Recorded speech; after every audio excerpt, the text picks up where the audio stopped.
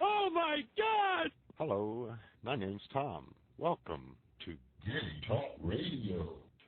Yes, good morning, everybody. Here it is, Saturday the 18th. We've long awaited this day. Peterson Toscano is already on the line over here. Oh, goodness gracious. Peterson Toscano is going to be our guest today. I know he has another commitment here in just a little bit. So I just wanted to give him his little intro that Peterson Toscano is a gay man, although like many of us couldn't always accept that part of himself. Unlike many of us, Peterson has been through the added hell of reparative/conversion therapy.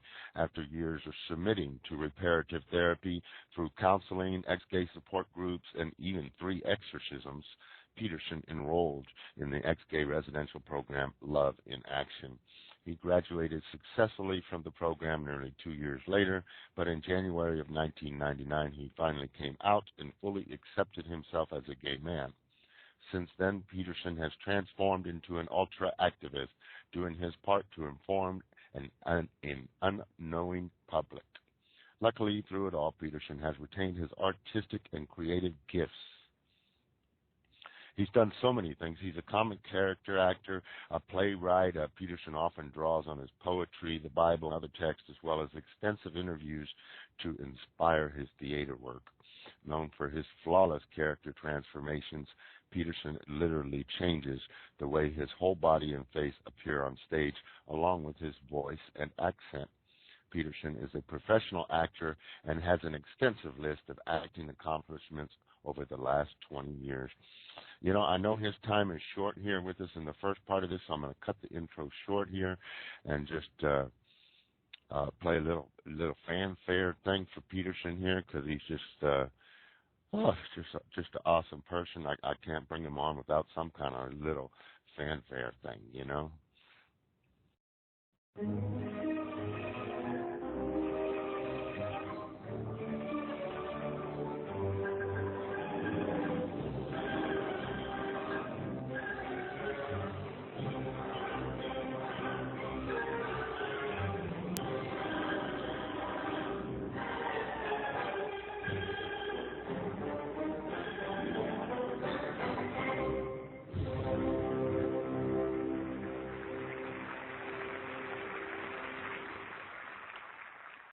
Gentlemen, without further ado, Peterson Toscano. Welcome, Peterson. Hey, Tom, how are you? Oh, Can you hear me? I'm doing just fine, thank you. Yes, I'm hearing you just fine. Perfect. Well, you know, I was in the shower today, and I was thinking of you. You know, so there I was naked, soaping up my body, thinking of you. Anyway, I thought, like, hey, wait a minute. Why do we have to get off the phone while I'm doing my presentation? Why can't I be like a roving reporter and bring you and the listeners into this conference for my little presentation so that you can get a live sample of what I do and also be part of this Transgender Lives conference that I'm attending today? Awesome. Yeah, so my thought is I'm actually standing here in the room, the Massey Auditorium at the Yukon Health Center in Farmington, Connecticut, and I'll be presenting at 12:30 a 10-minute excerpt of my new play, Transfigurations, Transgressing Gender in the Bible, which is a play about transgender Bible characters.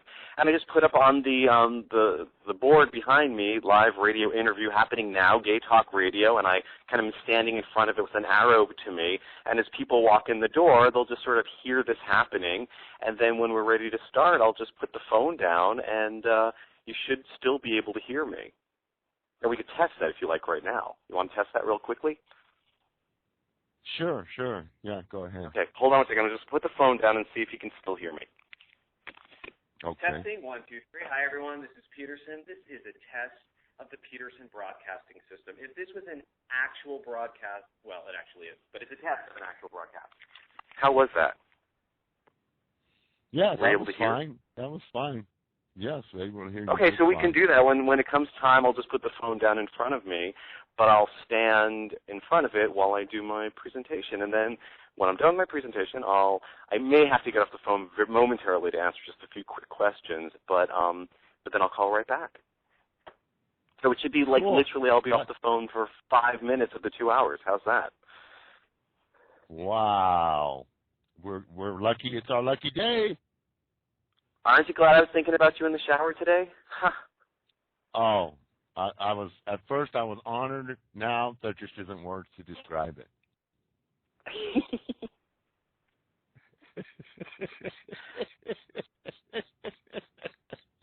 There's just no words. I just wish I had words, but I don't. It's and you've got the cutest laugh. I was listening to your show the other day, and I just love when you just sort of break out into uncontrollable laughter. And and just we kind of like pause and wait for you to compose yourself. And I just love that because I don't think there's enough laughter heard in the world. Oh, man, we couldn't agree more on that. Laughter is just the best medicine in the world. And if there was more laughter in the world, perhaps it would be a better place, Yeah, exactly. And activism is sometimes the most humorless part of the world. Sometimes we activists can be humorless. And I think activism with humor is a very powerful and important combination. Because although we're talking about often deadly serious issues, it's really important to introduce laughter, humor, storytelling, because if nothing else, our hearers respond in a different way because we listen to that stuff with a different part of our brain that is more receptive. I never thought about it that way, but yeah, that does. Because you kind of break down the wall a little bit maybe, huh? Exactly. Not only that, but literally the brain works in such a way that if I were to start a talk and just say, I'm going to tell you my opinions about, fill in the blank, gender, abortion, gay stuff, the Bible, immediately people get their filters up because we listen to a part of our brain that is sort of critical and on guard. But if I started my presentation with once upon a time, once upon a time, then suddenly people relax because that goes to a different part of the brain. Right. Yeah, that's a very good point, especially when you're that's what I keep trying to tell people. We're not trying to talk to the people that are already on our side because they're already on our side. We have to remember who we're speaking to. I heard somebody once say, it's okay if you preach to the choir as long as you get the choir to sing a little bit louder. And I think, and on your show, obviously you're preaching to the choir a lot because people who are tuning in are typically not our opponents. But when we do preach to the choir, we do have a responsibility to help the choir look at issues within our own community. So, like, for instance, within the LGBT community, bisexuals are often silenced and marginalized. Trans people are often silenced and marginalized. Among gay men, there's a lot of sexism and misogyny towards women and lesbians. There's a lot of stuff that we can address within our own community so that when we got the choir settled and listening, we can insert some messages that are important for the choir. Right. And there's always the tidbit of information that none of us get around to where we know everything. You can always we learn every day. I'd say we learn until till our days are done. Every day. Right. So we've got some time together today, and with your listeners, and I am your personal performing monkey, if you like. I've got excerpts ready to do, and I brought some guests with me too. I heard that Marvin actually called you the other day, Marvin Bloom, somebody who appears in some of my plays. He's kind of gone rogue, and he does things on his own, so I have no control over him. So I do hope he behaved. Well, people don't always behave here, so that's not a, just... That's not a problem. Okay, good. Yeah, not a problem. Okay. Jeff is in the room. Jeff was cracking up for 5 minutes after Marvin called, and he just couldn't stop laughing. He was laughing so hard. He said... Well, if folks like Marvin, they should tune into the Transponder podcast. That's trans-ponder.com, and it's a wonderful, very entertaining podcast by Mila and Jaina, and they are two trans women, and it's a great, fun program. But Marvin's a regular guest, kind of a roving reporter. So check out trans-ponder.com. Yeah. www.tran-ponder.com. I'll put that in the room. And it's trans with an S, Transponder, trans-ponder. Got it. TRANS-ponder, PONDER.com. That's it. Got it. So I put up on my Facebook and Twitter that I'm doing this interview, so I'm hoping I have some folks listening, perhaps in Sweden and in England, where I'll be very soon, and I've encouraged people to call in, so we'll see if they actually do that. Wow. Interesting. Well, there's so many places the show can be heard. It's like on, I have 8 different blogs that it streams live to, and a couple social networking sites, and I have no idea who has embedded it on what website where. So it's this system actually has a really cool remote player that automatically switches to on live now mode when the show comes on live. So yeah, it's a sweet little system. So there could be people. So let me throw out the number for people that don't have the number, people that might want to talk to Peterson, people that might have a question for him or a comment. Please feel free to call us at 310-984-7600.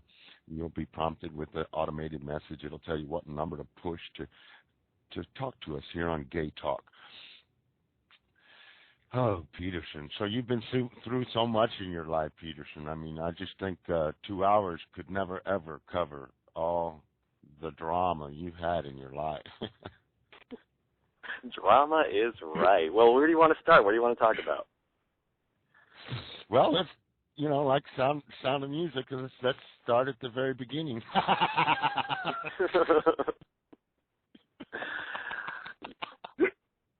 Do you want me to do it as a musical number or an interpretive dance? I find that interpretive dance doesn't always work well on the radio, but I've done it before.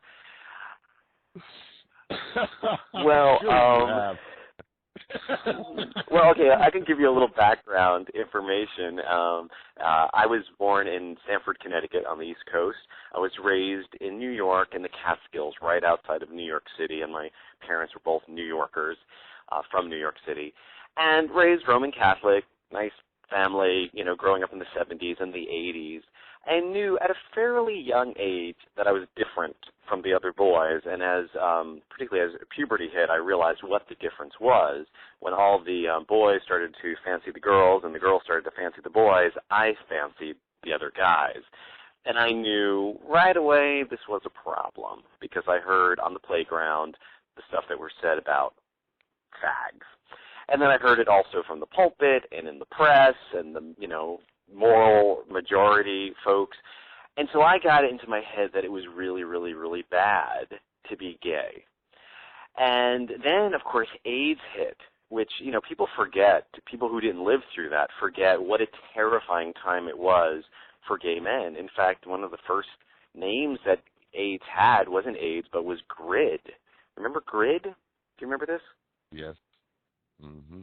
Yeah, gay-related immune deficiency or disease or something. It was like this gay disease. Mm-hmm. And in the early 80s, in New York City and in other major cities, gay men were dying. It was like unbelievable, and the headlines were shocking, and the things that people were saying were shocking. And I was 16, 17, 18 during that time, and that really influenced me, as well as my faith as a Christian, as well as all of the anti-gay stuff I heard, as well as all of the pro-straight stuff I heard, saying that being straight was the idealized norm and anything else was taboo and wrong. And so at age 17, I had a conversion experience. I became a born-again, evangelical, fundamentalist, conservative, Republican Christian. And I turned to Jesus to fix me from being gay and began a 17-year odyssey to de-gay myself through a variety of ex-gay ministries, reparative therapy, hocus pocus, all kinds of stuff, and to try to change my orientation and my gender differences and make me more masculine and straight. And after going through all of that mess, including 2 years at the Love and Action residential program in Memphis, Tennessee, I came to a couple of conclusions. One, it doesn't work. Two, it causes more harm than good. Three, it's completely unnecessary. And four, it's much, much healthier for me just to be myself. And after that was the very complicated... Right? It's supported by docs. It's an Exodus program, and definitely Dobson has some connections with Exodus, and they sort of mutually support each other and appear at each other's events. So it's all in the same camp. Yes. Mm-hmm. Mm-hmm. And then after coming to my senses was the process of coming out, which it took a good 10 years to begin to really undo the damage of all that ex-gay reparative therapy. And I'm still dealing with the damage of it because it's huge. But having art, having theater, having comedy has helped a great deal in that recovery process. And as a result, with Christine Baki, a lesbian ex-gay survivor, we've put together an organization called Beyond Ex-Gay at beyondexgay.com, and it's a resource for ex-gay survivors. And we had a national conference in 2007. We had some former ex-gay leaders come forward and issue a public apology, and we've since had regional events in Nashville and Barcelona and Denver, and it's been a really good resource. Yeah, I remember so that's the overview. That thing with that was Busey, was it Busey and his lover? Yeah, right. Mark Busey. That's right. And with Jeremy Marks, who was one time the head of Exodus Europe, and Darlene Bogle, who was a big ex-gay leader and spokesperson, they're all now openly gay and lesbian, and they issued a public apology. And Soul Force, another organization, and Beyond Ex-Gay were the sponsors of that event. And as a result of hearing those apologies, it was a big news event. I mean, it got into CNN, it got into the AP, but then other former ex-gay leaders in Australia issued their own public apology kind of in response of hearing this American and British apology. Yeah, I remember that. And I think Anthony Van Brown. Are you familiar with Anthony Van Brown? Yeah, he was at our conference as well too. Yeah, he came all the way from Australia to our conference and was part of it as well. Mm-hmm. Wow. He's done some great work in Australia. Mm-hmm. Yeah, he's awesome over there, what he's doing. Yeah. It's like I look at you, I look at what you're doing here in the U.S. and what he's doing. I put you both on the same level. Except his accent's cuter than mine, I think. He's got that cute Aussie accent. Does he? I've never heard his voice. I've just talked with him through emails and stuff. Yeah. Now, there's some good, nice video clips of him you can see on YouTube. Look him up. He's got a cute Aussie voice. Anthony Venn Brown, V-E-N-N Brown. Yeah. So that's the overview of, kind of my story. Yeah, I remember you said you went through 3 exorcisms. That's right. 2 in New York City and 1 in England. So they were going to exorcise the gay out of you? Is that what they were going to do? That's right. Now, if you go to any of these ex-gay programs, they all have a different theory about why you're gay and how to fix you. And there's kind of a hyper-spiritual set of groups that believe it's a spiritual issue that has to do with evil spirits. And as I told some people about it recently, they're like, sounds like we're back in the Middle Ages. And they believe that, somehow you ingested these evil spirits and you just got to kick them out. They call it deliverance often, which I say is, a form of exorcism without all the body fluids involved. So, like, think of The Exorcist. Although, at the one exorcism I had, they wanted me to vomit the demons in a bucket. That one got a little raucous, that particular exorcism, and was actually broken up by the New York City police because a neighbor complained about all the noise. Wow. Wow. Yeah, that just seems one step removed from electroshock therapy, if you ask me. I just think that. Well, and we laugh about it because it is kind of outrageous and absurd, but it's also violent. It's a violent act, particularly when this happens to young people, which sadly happens far too often at some of these churches. Somebody, youth pastor, finds out, and they get a hold of the kid, and they're like, "We're going to minister to you," and ministering means people laying hands on the kid and screaming at them for 2 hours to cast out some evil that's supposed to be residing in them, when the evil that they're referring to is the person's natural orientation and identity. And, that is a violent action to do against a person. Yeah, I guess it would be.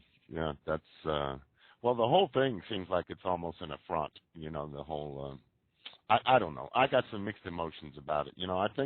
I think when a gay person goes into any kind of ex-gay therapy, there can't be good results. Maybe when a bisexual goes in or a quote-unquote confused person goes in, who knows, but Right. That's the problem. Everyone wants everything to be so black and white, and it's not, Right.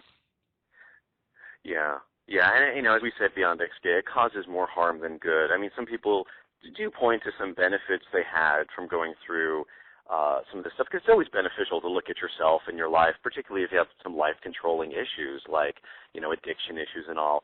But the problem is, the major premise is that there's something wrong and evil and dysfunctional about one's sexuality. So you're starting from a place of shame.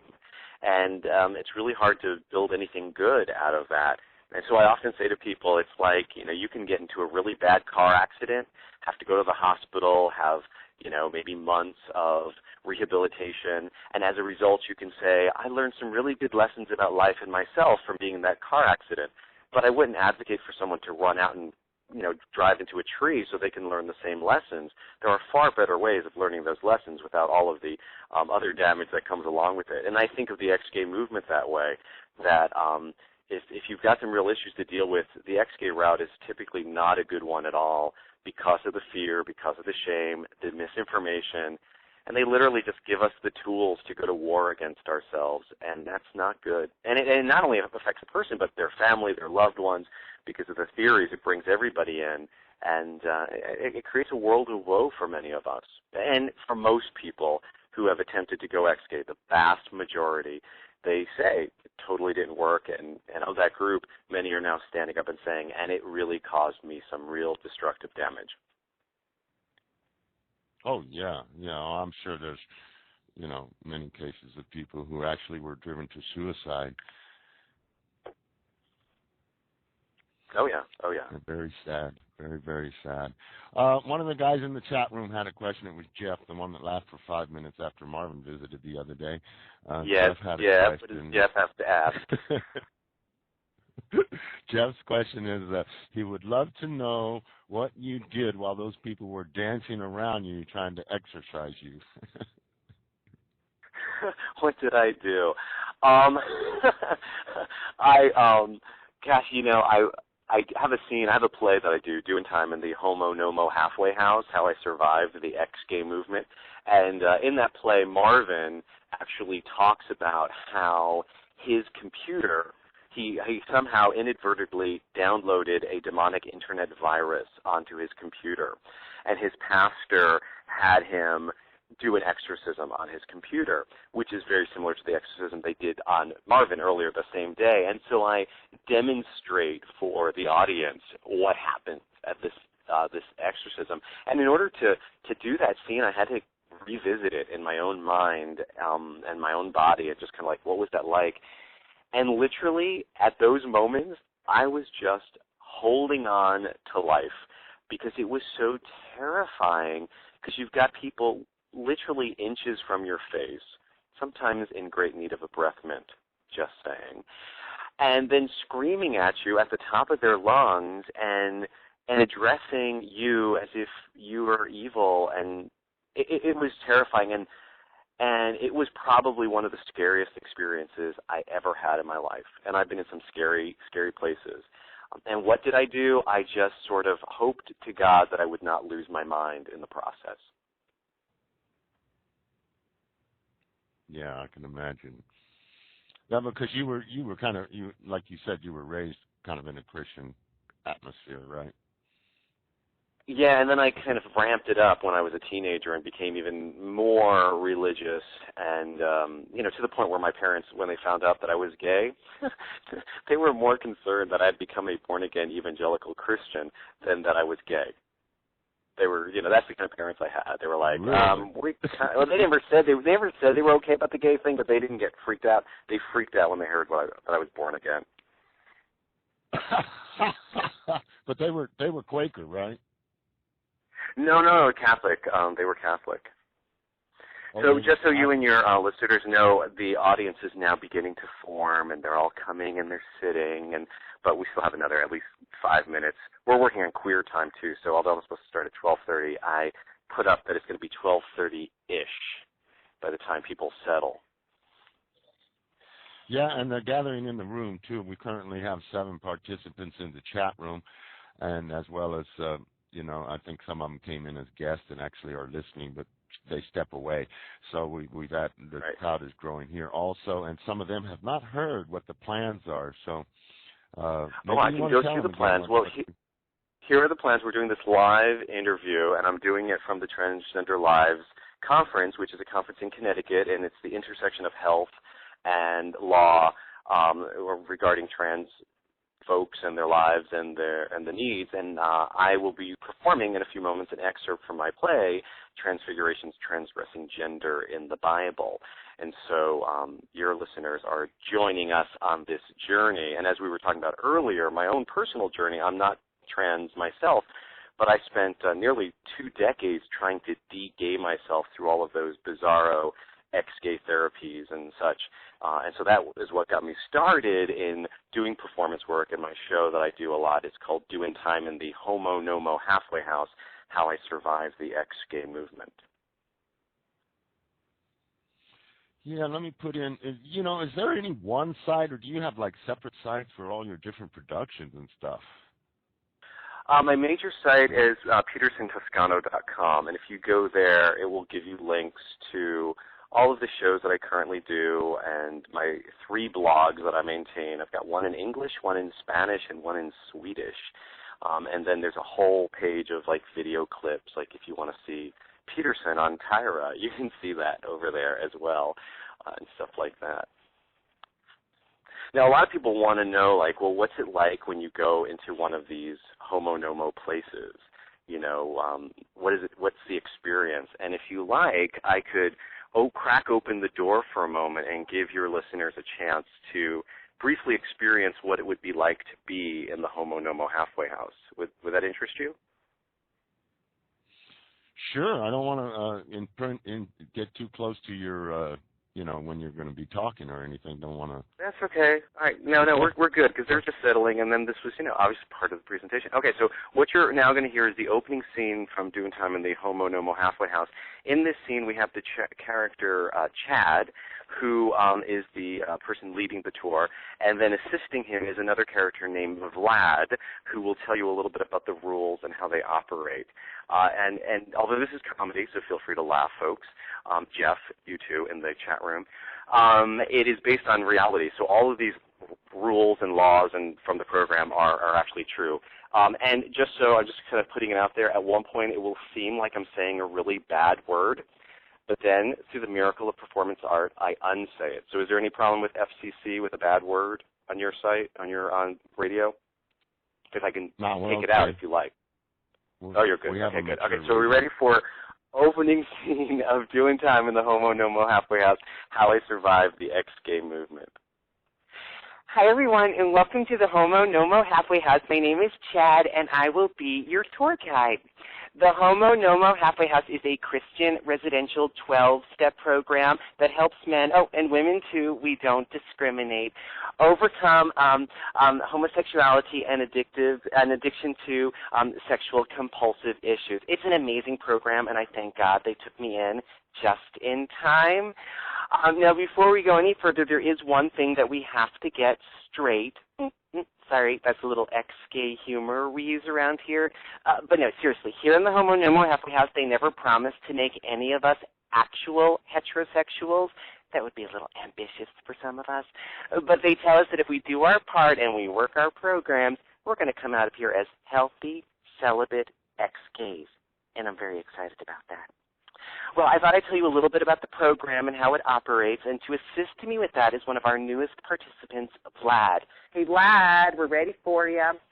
Vlad is from the former Soviet Republic of Ashkerbazar. Oh, I never say it right.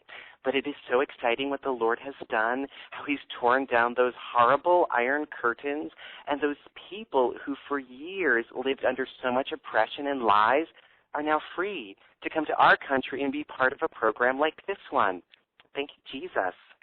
Okay, so here's Vlad. So Vlad is going to tell you a little bit about the program and how it operates, and I'll add my running commentary as I do. And don't be nervous, Vlad. They seem like a very friendly bunch. Unlike last week when we were infiltrated by those PFLAG people, they're so intolerant. Hello, my name is Vlad. I have been in this Homo Nomo Halfway House for 27 days. Here in Homo Nomo Halfway House, we have 5 phases. We do 12 steps, and there are approximately 275 rules. First, I tell you about phases.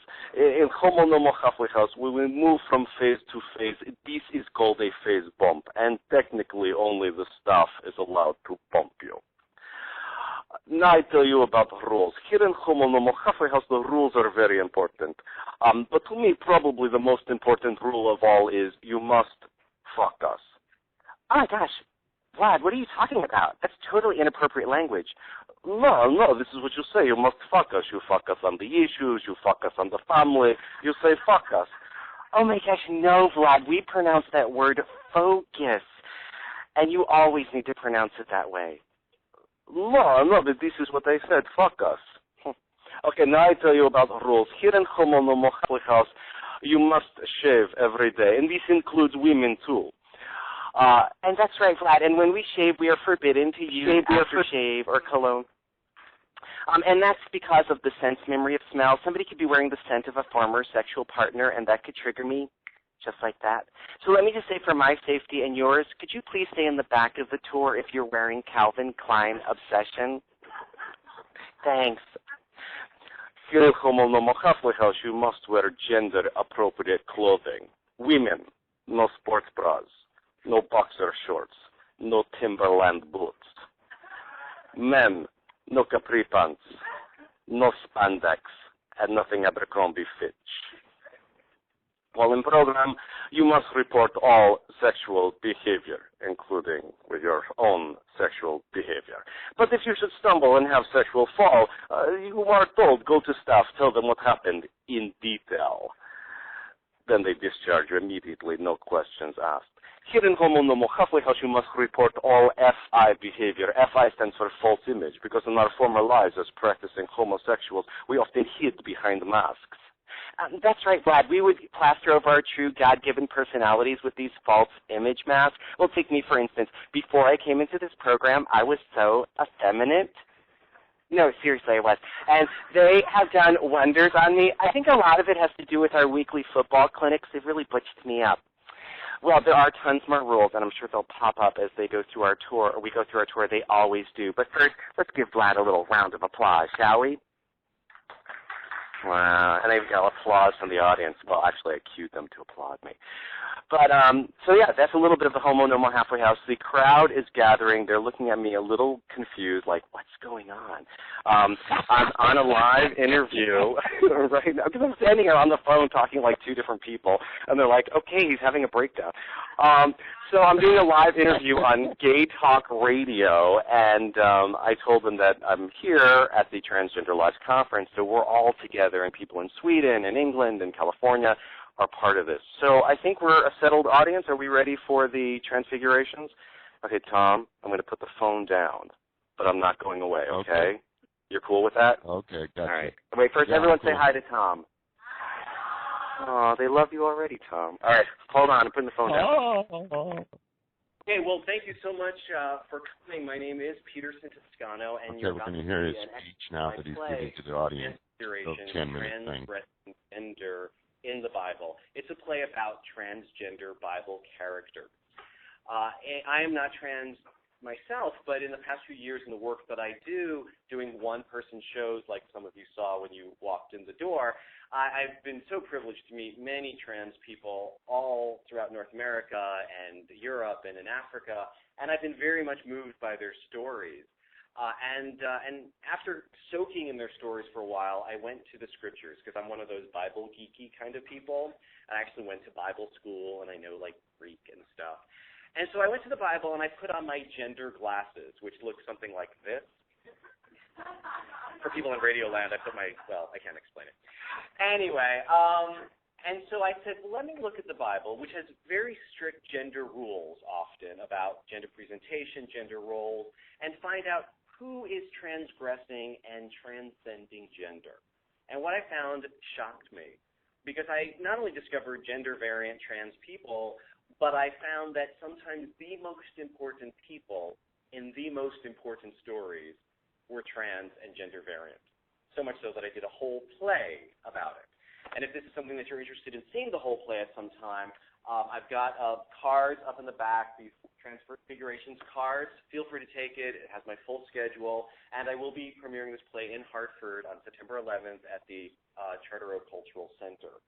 But today I'm just going to do an excerpt, just a teaser, from one scene from the play.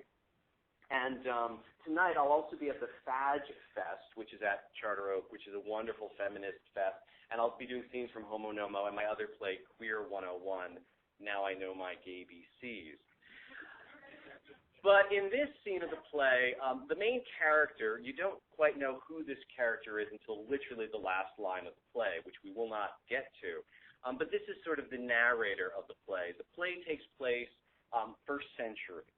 And then the main character tells other people's stories, turns into other characters at times. So I thought this particular scene would work well because it's a little seasonal and it will give you a sense of the play. I've also added a little bit from the beginning to give a little context. So we're going first century, transporting back in time and space. Welcome to Transfiguration. Hi. Well, I want to thank you so much for your hospitality. You surprised me when you took me in, especially after I told you that I am a disciple of Jesus. It seems these days that closes more doors than it opens. But I am a disciple of Jesus. I'm not one of the famous apostles, but I was with Jesus from the beginning and up to the end. And during that time, I saw mysteries all around me, not just in the world, but also in the scriptures. And now, I never liked the scriptures much growing up. They always seemed boring. But during those late-night conversations, they came alive. And I discovered men and women I had never noticed before. Some not male, not female, something in the middle, or altogether different. There was this one very special person I met. It was about the time of Passover. Jesus didn't tell us where we were going to spend our Passover. He didn't often reveal plans in advance. And we began getting invitations from our families saying that you could even bring the teacher, although he does smell funny. And it was the day before Passover. Simon Peter encouraged me to go to Jesus and ask, "Teacher, where will we celebrate our Passover Seder?" And he said, "Perfect. I want you, Thomas, and Andrew. Go into the city. There you will find a man carrying a pitcher of water. Follow that one home and say to the master of the house that we have a need of a place for our Passover. There you will find an upper room fully furnished. Go. Make preparations there. Well, Simon Peter exploded. He said, Teacher, this is outrageous. This is the Passover, the busiest day of the year.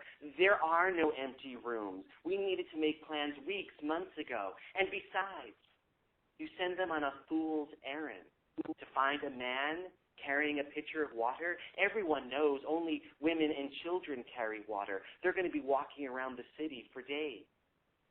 But Jesus said, go. You will find it just as I tell you.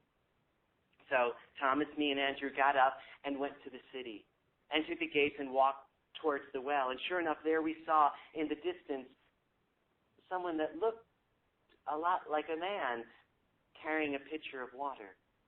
Well, the story behind this one, earlier in the day, Levi had gathered all of his family there in his father's house, his parents, his grandparents, aunts, uncles, cousins, brothers and sisters, and all of their children. And he said, we are about to celebrate the Passover, our deliverance from bondage to new life. And I have to confess that for much of my life, I have felt like a slave. Not that you treated me badly, it's just that, well, you remember when I was little, I liked to play with my sisters and my girl cousins, and you said, oh, it's just a phase. He'll grow out of it. But I never did. I just grew secretive. And through the years, I realized there was something wrong with me, that somehow the outside of me didn't match the inside. I mean, inside, I always was a little girl growing up into a woman, but outside, you've only ever known me as Levi. So I've turned to God and I cried out to the Lord, God who desires truth in the inmost part. And God has given me peace. So in commemoration of Passover this year, I want to begin to live my life outwardly as it's always been inwardly as a woman. And from now on, I want you to call me Miriam. Well, it was as if a demon had materialized in front of them. There was ranting and raving, screaming and mourning, mothers grabbing their small children, dragging them out of the room, while the father raged around the house, screaming, look what you're doing to your mother. You're ruining Passover. And Miriam stood in the midst of the chaos. And then she saw it, the empty pitcher, and reached for it. Her father grabbed her hand and said, young man, what do you think you're doing? Father, I'm a woman. I want to help and make preparations for the Passover. Young man, if you leave this house with that pitcher, no good will come of it. Father, you know I've always honored you and mother. Come evil or good, I do not know, but one thing I do know, I must obey God. And for the first time since she was little, Miriam picked up that pitcher, put it on her shoulder, and stepped outside of the house. The neighbors looked on in shock and horror that somebody from such a good family would be doing something so outrageous. And Miriam walked through the streets towards the well. Some of the women jumped back, some of them laughing. And there at that well, took that old clay jar and plunged it into the water, placing it on her strong, strong shoulders, and then turned back home. And it was about then that we saw someone that appeared to be a man carrying a pitcher of water.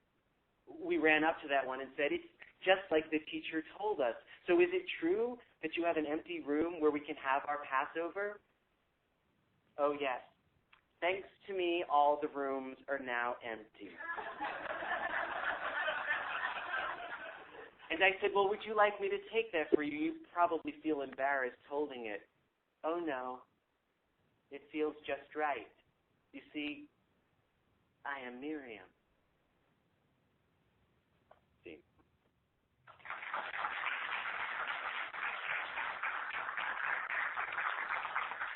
Tom, you still there? Tom? Yes, I am. I am still here. Oh, he's there. Oh, he's transfixed. For those who walked in late, I'm on a live radio interview reporting live from the Transgender Lives Conference. So I'm going to put the phone down for one more moment and engage the audience. I'll be right back. Hi, audience. So we're going to go and break any moment, but this, of course, is one scene from a whole play that has a whole arc, and there are multiple characters, both in the Hebrew Scriptures, as some call the Old Testament, and the Christian Scriptures, the New Testament, characters who do not conform to gender norms. And some are eunuchs, some who have been born eunuchs, some were made eunuchs, but there are plenty of others who transcend and transgress gender. And in the play, I actually go into the Hebrew and the Greek a little bit about that.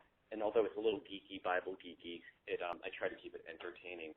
Any questions or comments before we break and go to the next workshop? They're shaking their heads no. I'm giving them a moment to think, though. All right, they're cool. They want to get out of here. All right. Well, if anyone's interested, I've got my Homo No Mo DVD there. It's $20. Just come over and slip $1 in my pocket like I'm, like a drag queen or something, and just give it to me. And check us out September 11th at Charter Oak Cultural Center. I'm sure you'll be hearing about it. It's a fundraiser for the Connecticut Trans Advocacy. Thank you so much, and have a great workshop. All right. So I'm going to get off the phone for 5 minutes, and I'm going to step outside into another space, and I will call you right back. Is that cool? That's wonderful, Peterson. Thank you so much. We're all enjoying it and can't wait to hear back. Sweet. All right, I'll be right back. Bye. Okay, see you in a little bit. All right, he's going to go mingle with the people, and then he'll call us back. Peterson Toscano. Oh my goodness, I've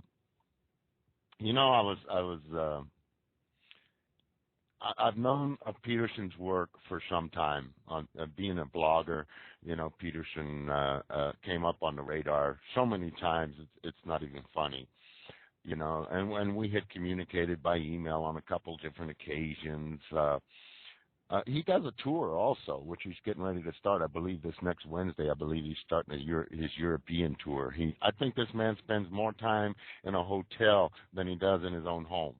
He's always going somewhere and doing some event or performing in some way, shape, or form somewhere. I mean, I don't think he hardly ever gets to spend much time at home. It's amazing. It's amazing, and he's been doing this for years. Yeah, he has. His Homo No More, he was telling me that part that you heard him do, the little skit from Homo No Mo, which you can get at homonomo.com. I believe you can actually view it there. Okay, Sparkly Girl's got the scoop. Sparkly Girl says he's going to be in Manchester, UK next month. Yeah, I thought he told me he was starting a European tour this coming Wednesday or something, or some tour. Something. I'll get him to tell us more about it when he comes back.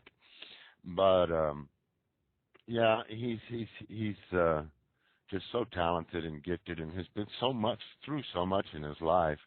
But he told me that he's not doing the Homo No Mo play himself now. He actually found a young man in California that's going to be performing the Homo No More. I don't know how that worked out. I think he interviewed last week. He interviewed the person or something, or met with them or something.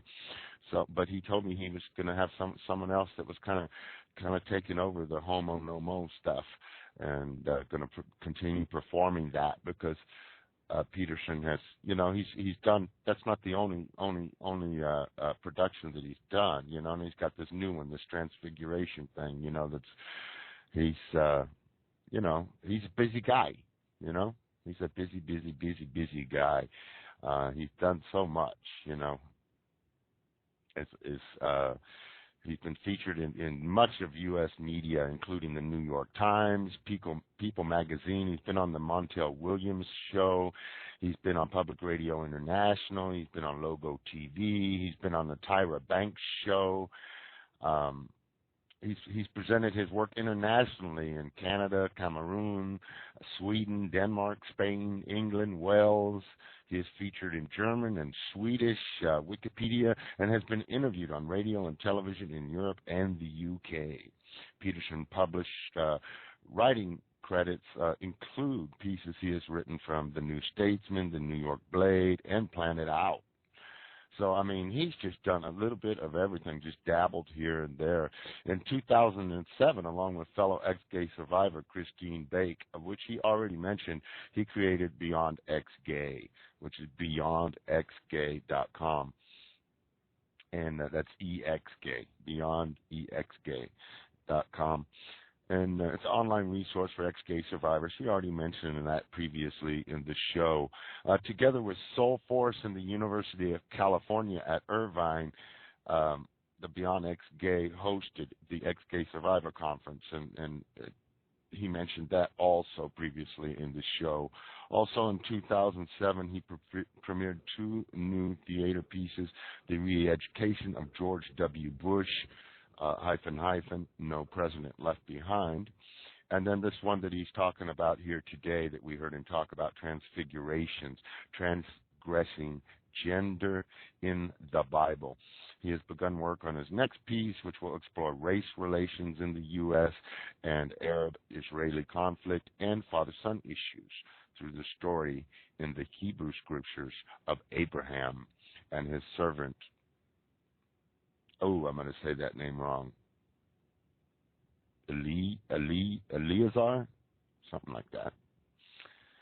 But as someone who lived for nearly 20 years as an evangelical Christian, Peterson connects regularly with evangelical and conservative Christians surrounding LGBT concerns.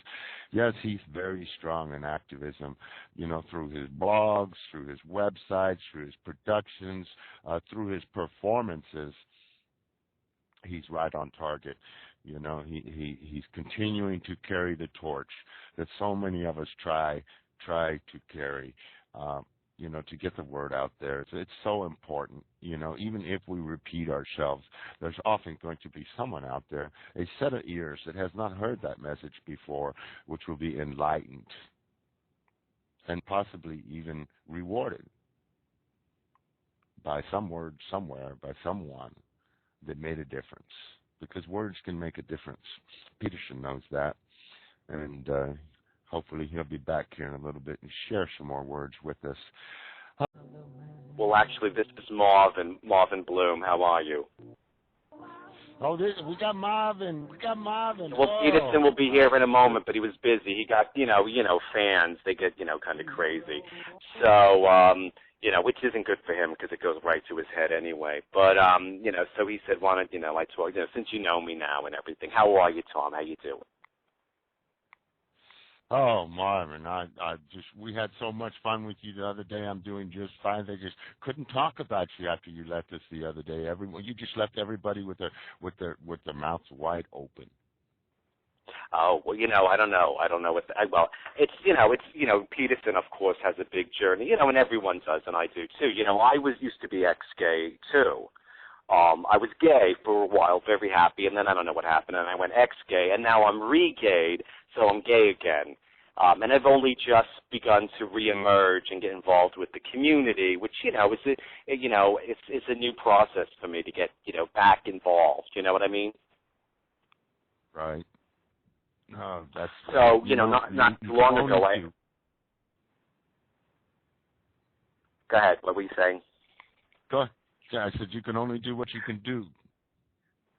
Well, I got involved with a queer book club, and I don't really like the word queer. I know some people do, whatever. But anyway, I went, and it was all gay men anyway. So, and they're only looking at gay books, so they should just call it a gay book club.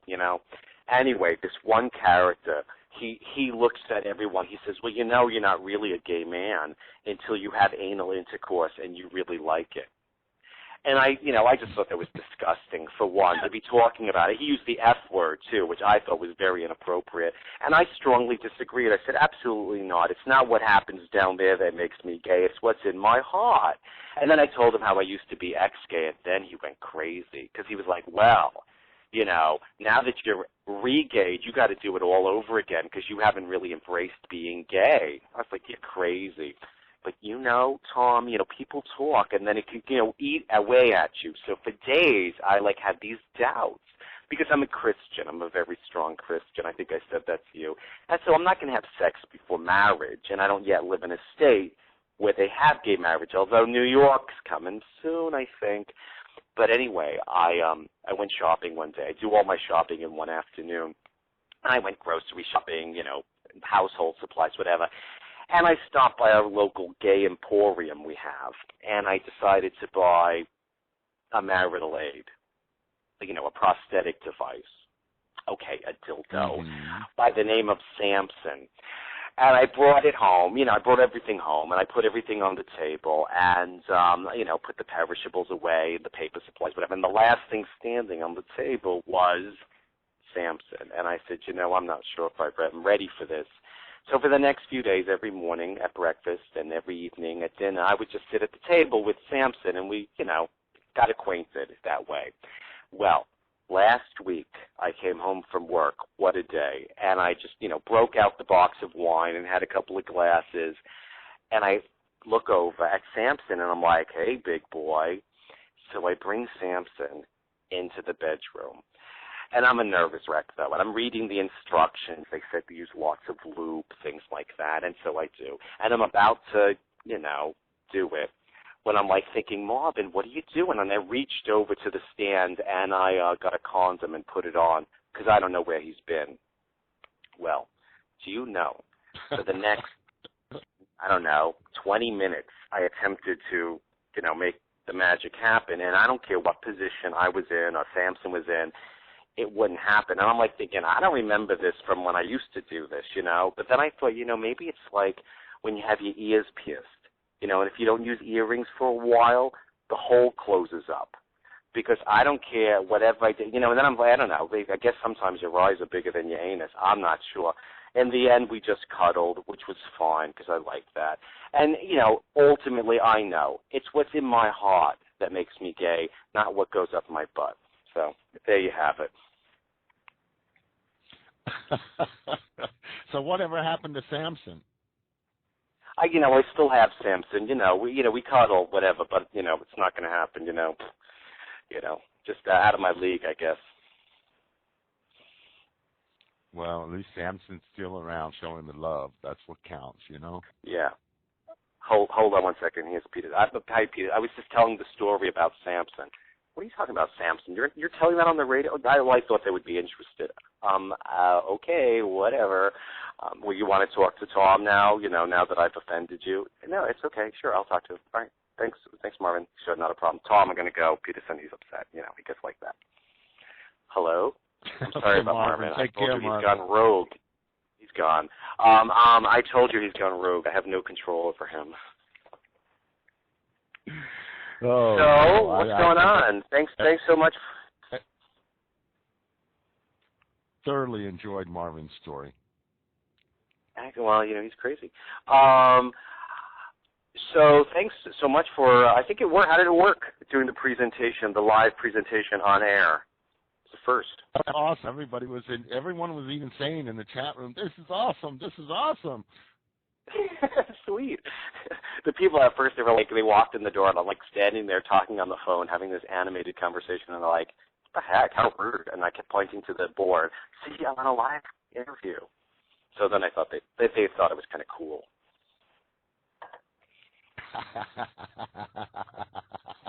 Well, that's good. I'm good. I'm glad they didn't boo us out. Said, no, turn it off. Get them out of here.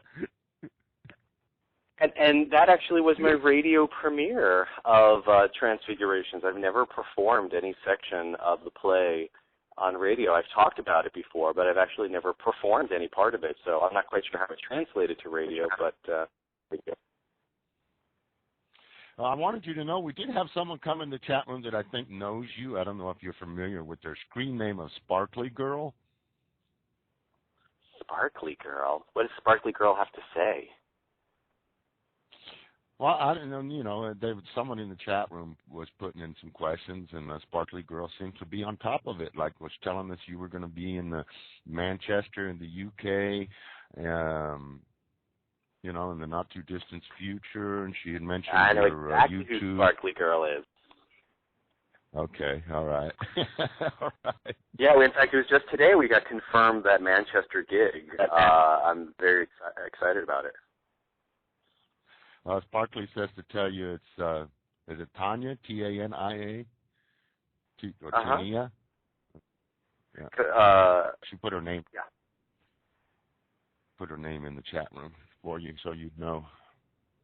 Yay. Yeah, we've been emailing back and forth.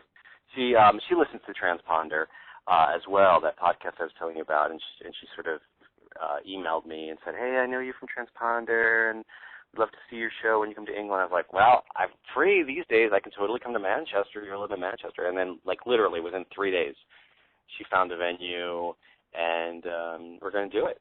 So I'm real excited about that. That's awesome. Yeah, because I think you told me you're starting your tour on Wednesday. Your European tour, is it? Yeah, 6 weeks. I'll be in Europe. I fly to London Wednesday night. It's so funny because it's Earth Day when we're still, here I am, like, going on a transatlantic flight. Way to screw Mother Earth.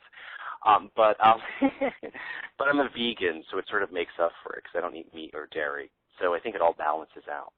But besides all that, I go to London, and I have shows in London, in Cambridge. I'm up north, down south, in Southampton. I go up to Belfast. I'm near Cardiff, and then I head to Sweden for the last week of the 6-week tour. I'll be in Stockholm and in Umeå, which is all the way up in the north. Not all the way up in the north, but very close. Wow. 6 weeks, huh? Wow. And you do this every year, right? Yeah, every May. I've been going on a tour since '05. In '05, I went to also Cameroon, West Africa, and I was in Spain and England. And last year, I was in Europe 3 different times. I was invited to speak at the Lambeth Conference, which is the big Anglican once every 10-year gathering, the one that Bishop Gene Robinson was uninvited to. So somehow the gay bishop from New Hampshire was uninvited, but the queer Quaker from Connecticut got in. Strange. Wow. I remember talking about that. I remember him. He was supposedly standing outside in the hallway still greeting people, but couldn't go inside. I was like, wow. Yeah. For someone uninvited, he had such a huge presence. A little tag team. A little tag. Yeah, right. You were slipping him notes under the table, weren't you? Here, take this out to Gene.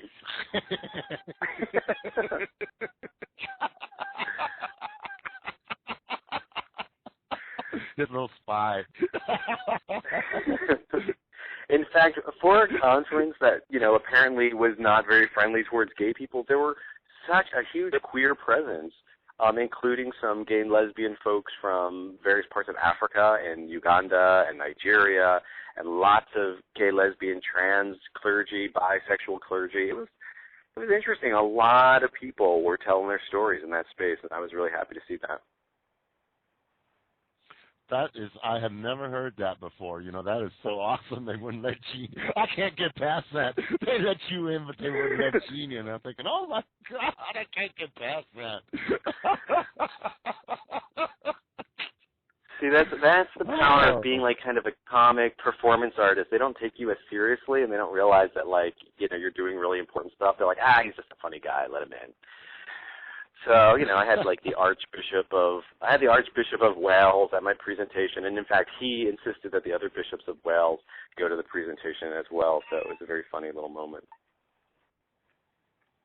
Wow, that's so awesome. So you actually gave a presentation at that event?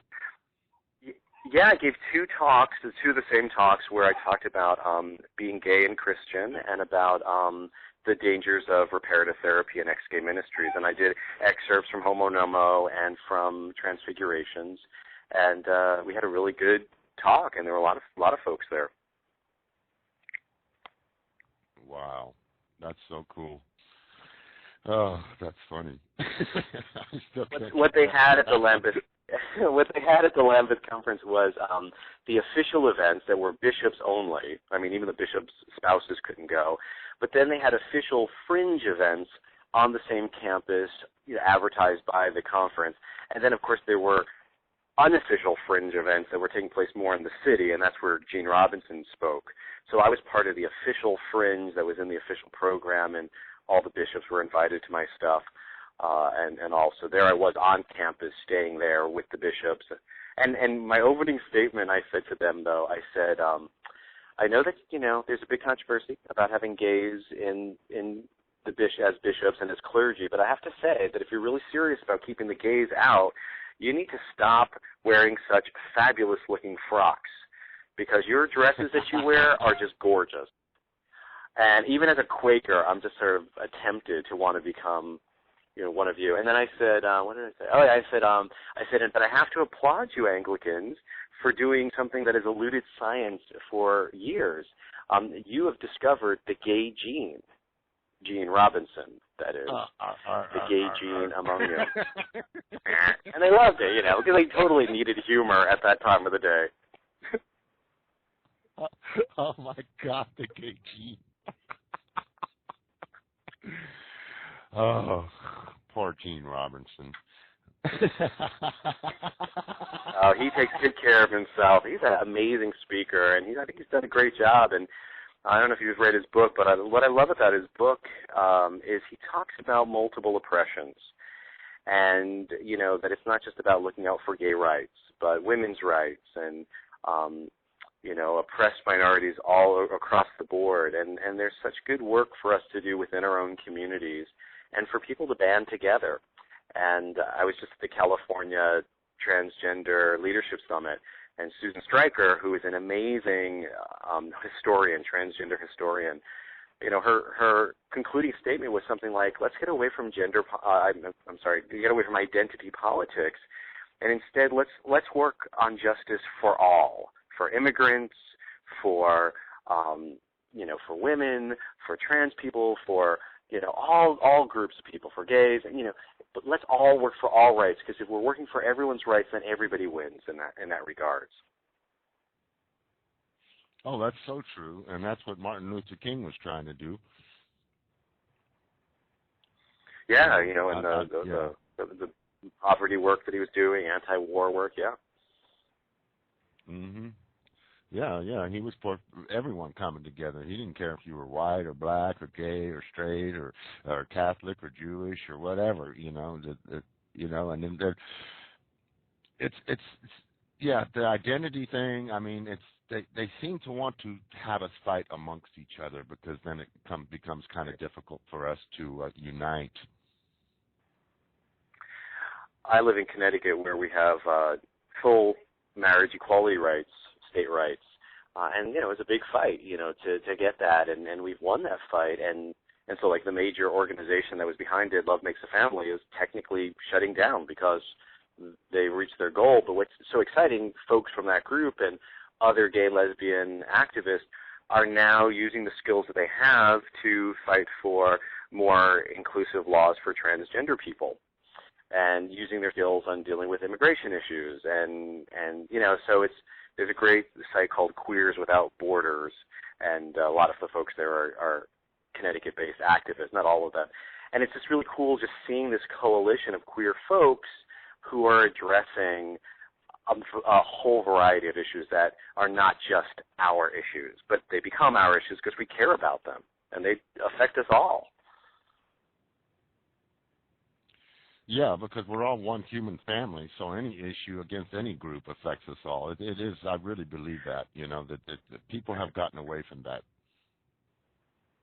And then we have the intersection of identities. So you have someone who is gay and an immigrant, someone who's lesbian and a single mom. You've got, someone who is a person of color and trans. So I get so upset when I hear people say, why do we have the T in LGBT? What do trans people have to do with gay and lesbian people? And it's like, well, for one, many of them are gay and lesbian, so that automatically makes them part of our community. And also there's gender differences that we experience, so that's part of our own story. I'm like, of course they're part of our community. We're part of their community. It makes perfect sense. But there's been traditionally a backlash and a resistance by some folks to be fully inclusive in our community. Yeah, I remember last year when they tried to pass that, or was it the year before, without the transgender inclusiveness there. I was surprised to see how many people within the gay community. I was surprised to see the infighting. The people were like, well, better that some of us get it, rather than none of us get it. And, it was just kind of was ironic to me that they would throw them under the bus so quickly. There was a wonderful trans woman I met at this summit in California, a woman named Gwen, who, articulated it so beautifully, where, she did say, like, gosh, so many of us trans people are gay and lesbian, so why wouldn't you want us part of the community? Because we already are. It's kind of a no-brainer.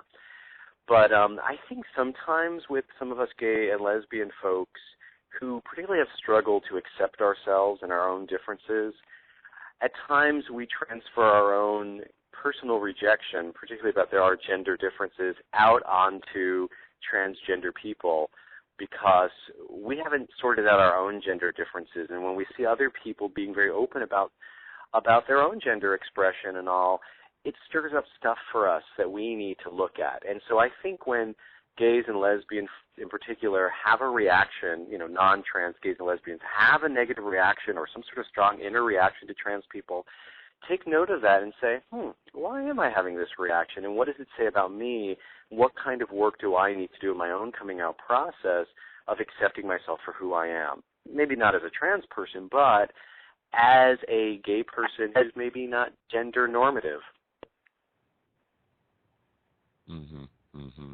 Well, and to, it's almost hypocritical to, like if a black person is against a gay person. I mean, for one minority to bash another minority in any way, shape, or form, it's like, how can you sit here and say, I want equality for me and not want it for everyone else, Right. Well, as a white person, I don't know how much I could speak for the black community, but I know that, for a white person, as a white gay man, although I'm an oppressed person in some ways in the world, as a white male, I also have a ton of privilege, and I'm part of systems that oppress other people, and it's important for me to look at my own privilege and try to work hard to undo the injustice and the systemic oppression of certain groups of people that has been historic and is within our literal systems and institutions. Well, I like to think things are changing, and hopefully, I'm very excited personally about Obama. I don't know, perhaps I'm gullible and I'm a fool, but, I seem to have more hope these days, and I definitely did the last 8 years. Oh, yeah. Yeah, I mean, it's definitely, we're seeing already some wonderful things. When at his acceptance speech on the election day, when he mentioned gay, when he said the word gay in his acceptance speech, my partner said at that moment, he was like, wow, he's my president too, and for the first time feeling included. And it was a powerful moment, and then was very inclusive of transgender people on his non-discrimination policy for employment and on his website. And so, and then they just had the Easter egg roll, which, a couple of years ago at the Easter egg hunt thing on the White House lawn, there was a big hoopla about gays and lesbians there, and people, responded negatively even within the administration. Well, this year Obama went out of his way to invite folks from every major LGBT organization to bring their families. And don't forget, at the inauguration parade, this is the first year ever, and after several years of attempting, that the Lesbian Gay Band Association was included in the parade instead of having to be on the sidewalk. Yeah, that was awesome. That was awesome. So, yeah, and there's tons of work to do. Did you? Yeah. I mean, we need to, not be passive and hold Obama accountable to do things that he says and, that he wanted to do. And we can't just sit back and just say, okay, cool, we got our man in office, let's just kind of coast. I think it was FDR when he sat with a bunch of progressive activists at one point early in his career. He said, okay, well, these are really great ideas you want me to do. Now you go out there and you make it so that I have to do this. Because there's such a huge machine, a political and business machine that has to be faced, that there needs to be a populist movement demanding certain things so that lawmakers are, forced to do it. and their hands are forced because they're almost always going to choose the most conservative course to take so that they can stay in office as long as possible. Yeah, right.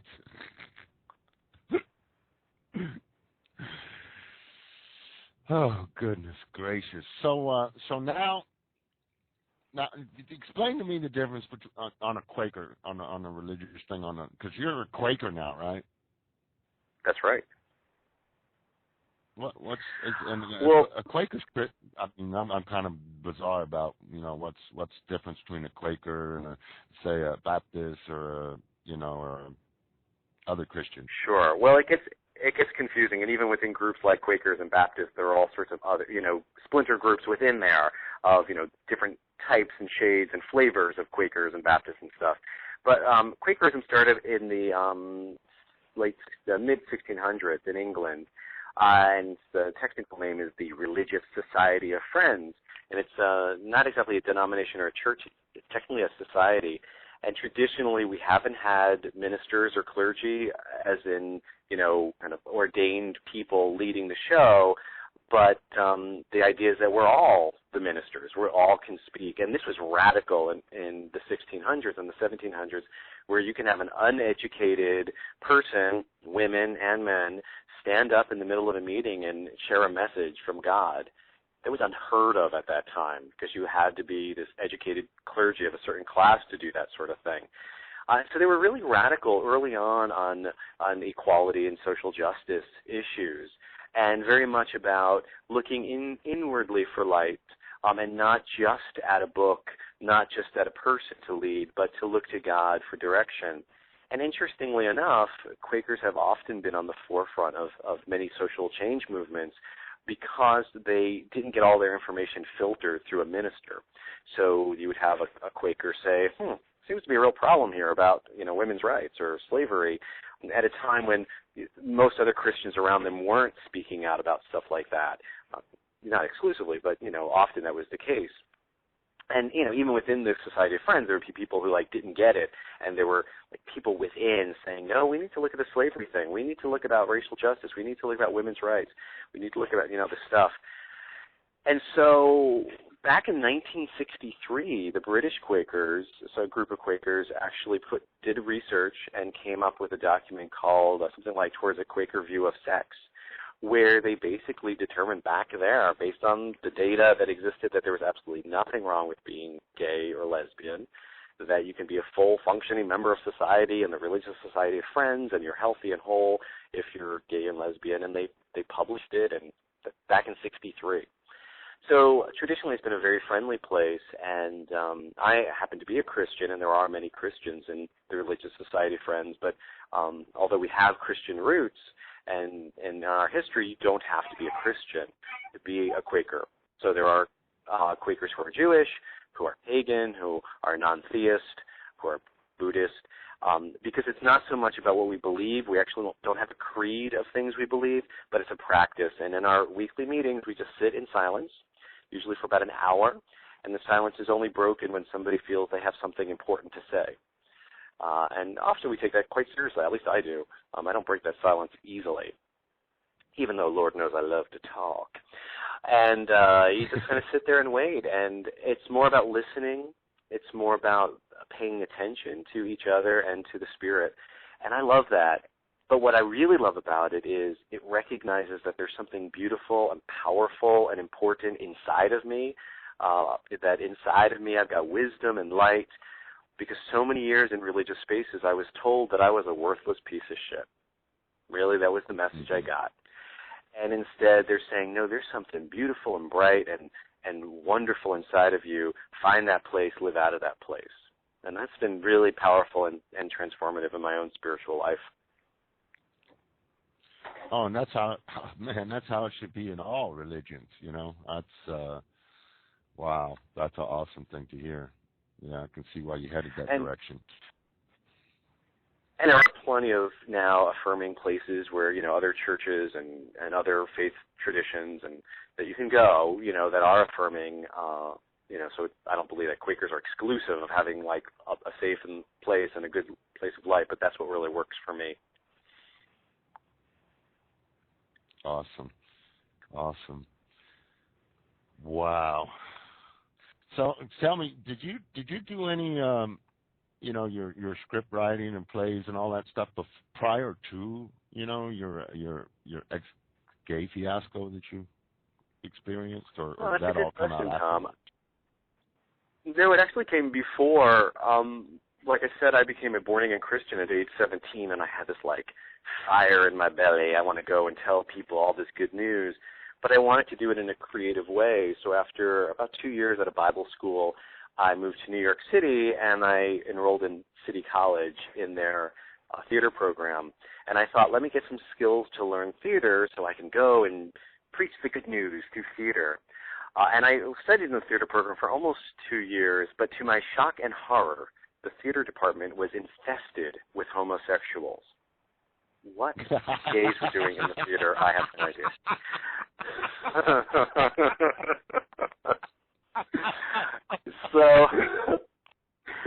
So it didn't feel like a safe place for me as a person who liked, a guy who liked guys who didn't want to like guys, and I'm in these intimate spaces with them. So it was a hard decision, but I gave up theater for Jesus, or what I thought Jesus wanted me to do and be. And I packed it up in the closet with the rest of me. And almost 20 years later, when I emerged from that tomb, I looked in my closet and I saw all this other stuff that I had packed up, including my theater and my writing. And there it was. And I blew off the dust and started playing with it and discovered that I could still do it. And in fact, my skills somehow had improved through the years of keeping it stuffed away. I don't know how that worked. It's like a seed, I guess. You plant a seed in the dark ground. But anyway, yeah, I emerged, and it was 5 years ago that I decided to go full-time with the performance work, and it's been, it's kind of amazing to be a full-time performer, artist, and have it be sustainable. Some months are harder than others, no doubt, but still it's been sustainable, and that's been really a wonderful joy and privilege. Yeah, that's an awesome thing. So you basically had partial works prior to, but you had never actually, developed them fully, and until after you went through all that, and then you brought them out of the closet. Right. Wow. Yeah. Wow. Yeah. And so it's funny, I look back at that time at some of the characters I was playing with that were, in my mind, they were not gay at all, and were not, pushing the envelope. But when I look back, they were those characters I had created early on when I was not gay, gave me moments to express that gay part of myself, because I was living in a straight jacket all those years, as in like a heterosexual jacket. But that gave me a chance to break out. Yeah, it's almost as if your creative side of you and your true self, the gay side of you, was kind of interconnected with each other in some way, like you shoved them both in the closet, Yeah. Interesting. Interestingly enough, when I came out of the closet, the part that was hard at first to include was my faith part, because so often in the LGBT community, I ran into initial resistance from some people who had a real strong negative reaction to Christianity and to faith, and I completely understand why, because it was just so oppressive in their lives and even in mine. But I struggled because it was part of me, just being wired for God. It's who I am. And, and then for a time I sort of packed that up in the closet and tried to be an atheist. It was like I said to Jesus, okay, you sit in the closet, see how you like it for a change. I couldn't do it, because it was part of who I was, and it was just like me denying the gay part of me, denying the God part of me was like crazy. And what it meant was I had to unpack my faith, look at what I believed, see where there was real error in it, see where I had been misinformed, and work through it and find light and truth in the midst of it, which is a hard process, but I had to, I need to come out all the way as me and not what some people say I should be as a gay person. Yeah, I think that's the sadness of religion, because I think religion, to me, the underlying and most important message is love. And it should be like daylight. It should just come. And to make it such a confusing process just goes to show, of all the baggage that they lumped upon you and that they lump upon so many of us. And as a result, I totally understand when LGBTQ folks don't go to, are not part of faith communities, because they've just, it's just too painful, and it just brings back too many bad memories. Or if they are part of a faith community, they choose something that's completely different from where they were raised. And I think those are healthy outcomes, because, for some people to go back to the same kind of church or faith community could be traumatic, and, can bring up a lot of bad stuff that you don't have to deal with when you're worshiping. So go somewhere else that sounds and tastes and looks and smells differently. Yeah, there you go. Because there are places and religious houses that are very accepting of those in our community, and you don't have just one choice, right? Right. Oh, wow. So, what do you attend a church now, or? I attend a Quaker meeting, part of the Hartford Friends meeting in Hartford, Connecticut, although I'm rarely there because I'm always on the road. But I try to go to a Quaker meeting every Sunday wherever I am in the world. So this Sunday I'll be home, but next Sunday I'll probably be in Cambridge. Yeah, I will be in Cambridge, England, at their Quaker meeting. I've been telling everybody, I think I said a couple times during the show, that I think you spend more time in a hotel room than you do your bedroom at home. Was that a wrong assumption? It's close. What I've fortunately been able to do is get to know a lot of people, and both through my Quaker connections and my queer connections and my queer Quaker connections and all, I often get to stay in people's homes when I travel, which makes it a lot easier. If I had to live out of a hotel the whole time, it would be awful, because those are such impersonal spaces. But it's kind of a wonderful thing, because I have all these little mini homes around the world that people are like, you're welcome here. So I even have keys to some people's homes. They're like, just come by. Whenever you come by, you're here, just come on in. And so that's nice, because it's like having a large extended family. I was wondering how you've been doing it for so many years, living out of hotels. Now I know. Oh, that's totally awesome. Man.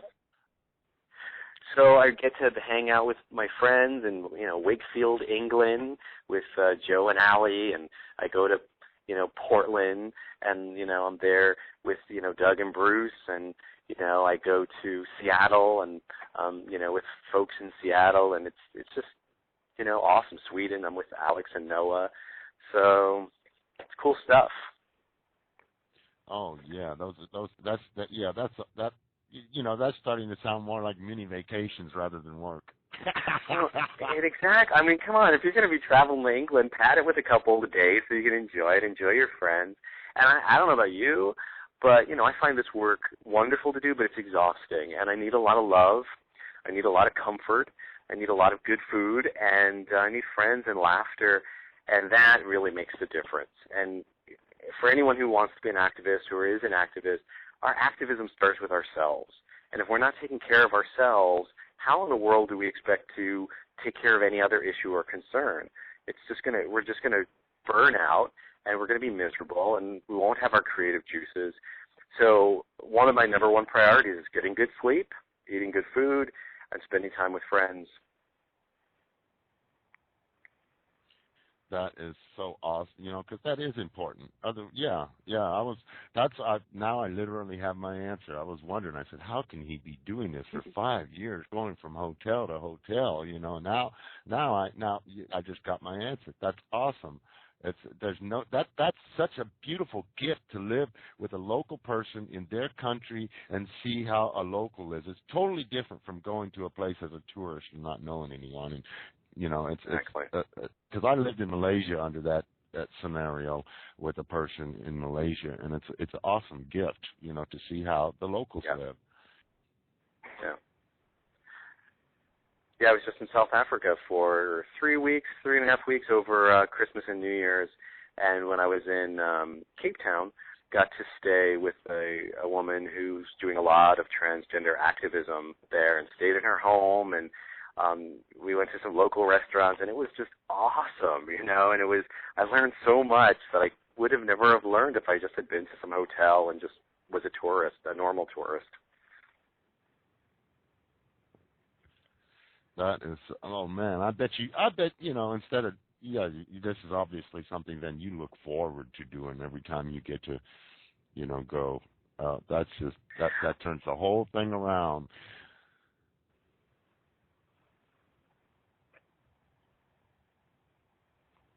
So you have a lover in Connecticut, you said? Well, he actually lives in central Pennsylvania. We've been together for, over 8 months now, and we're partners and kind of spending as much time together as possible. It's actually one of the benefits that I travel so much, because if we lived in the same town in these past 8 months, I doubt I would have seen him as much as I do with my traveling, because we could meet up in D.C. and New York and Philly and places like that. So we've actually spent a lot of time together. But I'm getting to that place where I feel I need to get closer to him, and he works at a university, so he can't easily pick up and go. But what I do, my base could be almost anywhere as long as it's close to an airport. So we'll see. But he's a wonderful man. His name is Glenn Retief, and he is a writer, and he's working on a memoir about growing up white and gay in South Africa. It's called The Jack Bank, and it looks like it's going to be really good. He's got a contract with St. Martin's Press, and we'll have the manuscript done by December. So he's a very serious writer and a very good writer. Wow. Cool. And you've got a couple books too, don't you? Not yet. We got the DVD, the Homo Nomo DVD, but working on a graphic novel of the Transfigurations play, working with Mila and Jana from Transponder. They're amazing cartoon graphic artists. So that will come out sometime late this year or early next year. And I really would like to write a memoir of my own experience, my kind of ex-gay experience. And I would like to write a book just about transgender Bible characters, one that is sort of telling the stories, but then also work with some scholars who will give the biblical scholarship behind where I come up with my crazy ideas. So a couple books there. And I was thinking of maybe also like a book of just collective writings, just some little essays, poetry, and the working title I have, though, would be Touched by a Faggot, Collective Writings of Peterson Toscano.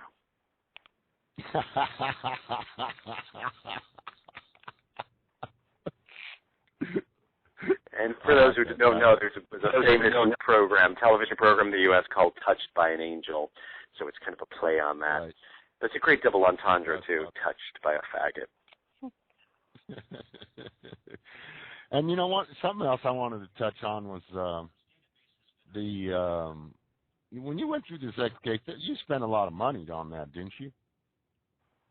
Yeah, I shelled out over $30,000, and then that's also not taking account money I could have earned while I was doing those, and there I wasn't pursuing a career, and I had very limited options, and then there was travel and going to conferences and stuff. So yeah, over $30,000 US. Wow. It's down payment to a house. Yeah, for sure. Wow. Yeah, I've often heard that those lots of people don't think about that side of it. Here they're insulting you, they're messing you up, and you're paying for it on top of it. I'm like, I know. It's a nutty thing, and part of my recovery has been to acknowledge that I was also part of the problem, and that I allowed these people to do this to me. I sought this out. I also did it to myself. It is not in any way to take any of the blame off of them and their responsibility. But part of my process of recovery was to recognize as an adult, I continue to keep myself in that world and let them do this to me. And that helped me to kind of figure out, well, why? And that helped me to figure out, well, what can I do to reclaim my life? And that's important. And at Beyond Ex-Gay, at our site, beyondxgay.com, we often talk about the costs associated with this ex-gay stuff, the money, but also the psychological, emotional, relationship, career damage that we've experienced. and it's sometimes important to assess that so that you can begin to recover from it. Yeah, I find it quite interesting to focus on the family here. They let go or laid off a couple hundred or a few hundred people here recently, and then all of a sudden we're hearing in the news about their Love One Out, their ex-gay therapy stuff, all of a sudden going into full swing. Going here in the northeastern and the southern part of the country. And it's obviously a money-making scheme, kind of, sort of. Well, they've been doing the Love One Out conference for over 10 years now, and it's a one-day conference which primarily targets parents and pastors, trying to tell them that change is possible and a lot of misinformation. And I think it costs like about $70 a head to go, plus they sell a lot of books. So I don't know if they're making money. It's usually at churches, so I'm sure they don't have a lot of overhead that way.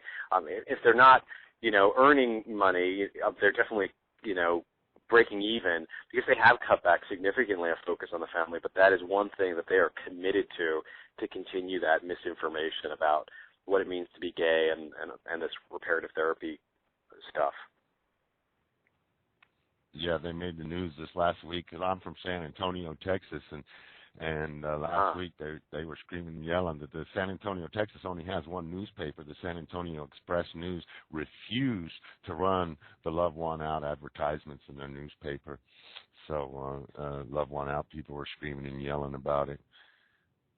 I thought it was great. Well, and I think it raises a good question. I mean, is this a public health and safety issue? There hasn't been any serious research done about the potential damage of this, but we know about the damage of homophobia and repressing your sexuality. These are people who, some of them perhaps mean well, these ex-gay therapists, but even those who do mean well, and not all of them do, they're usually uneducated or, not educated in therapy and psychology and that stuff. So they're, woefully ignorant, and they, remain woefully ignorant about sexuality. They spread falsehoods about it that ultimately affect people's health and well-being. So I think it's a very responsible thing for a journalist to say, we're not gonna give these people an opportunity to spread a message that is actually not helpful, but is harmful. Mm-hmm. Did you hear about who was it? Scott Lively, I believe it was. It was down in, I think it was in Nigeria. He's part of the Exodus people, I think, and they were trying. Was it Uganda? Okay, yeah. It was Uganda, yeah. They're trying to get the government to require prisoners go through ex-gay therapy. The gay prisoners, and because they arrest them over there for homosexuality, and they're trying to make it. Exodus is down there trying to get it where the government requires that anyone arrested on homosexuality charges go through ex-gay therapy. I was in shock. Yeah, and again, it sends out false promises to people. People then feel that they can marry somebody of the opposite sex. Then that means that straight person they're married to is in a marriage with someone who most likely is not attracted to them. The marriage most likely is not going to succeed.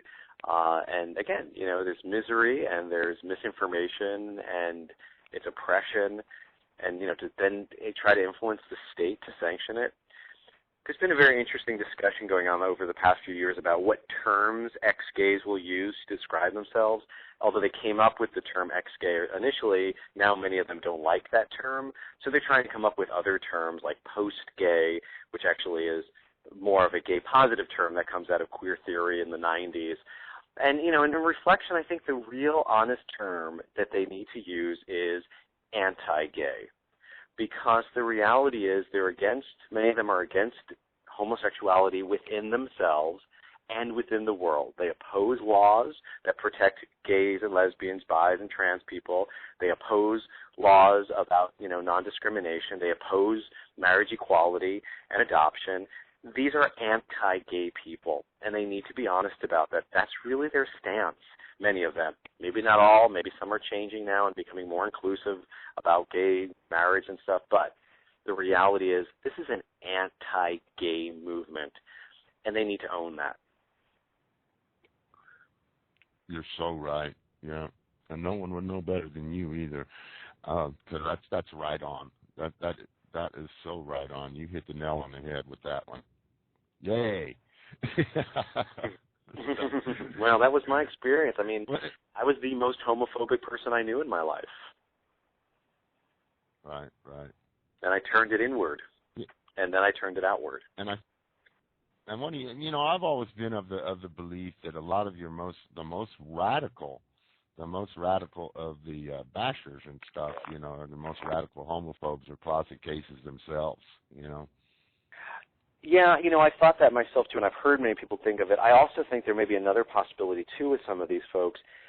Sadly, in the world and in the U.S., there are very high incidents of sexual assault against men and women, boys and girls, and there are many men who have been sexually assaulted by men. Boys assaulted by men, and the stats show that usually these are straight men who are doing these assaults.